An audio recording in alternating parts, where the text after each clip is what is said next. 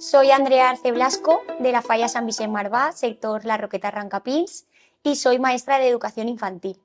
Y en mi tiempo libre, pues me gusta mucho viajar, estar en la naturaleza, cocinar también me gusta muchísimo.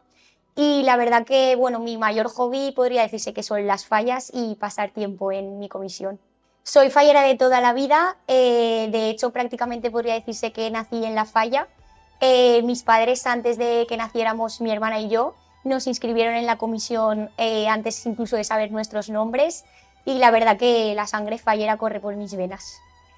Uno de los artistas falleros que es un referente para mí sería José Lizarde, que es el artista por el que hemos apostado este año en mi comisión y gracias a él hemos llegado al primer premio de sección.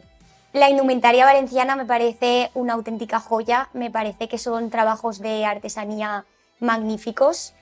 Actualmente este año de Fallera Mayor me he hecho 4 trajes, 2 me los han confeccionado en Marian Indumentaria y otros 2 en 1700, Jorge Faubel.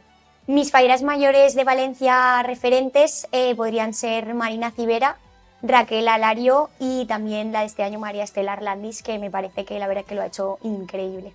Yo creo que podría ser la próxima fallera mayor de Valencia porque me considero una persona muy espontánea que podría aportar un toque de aire fresco.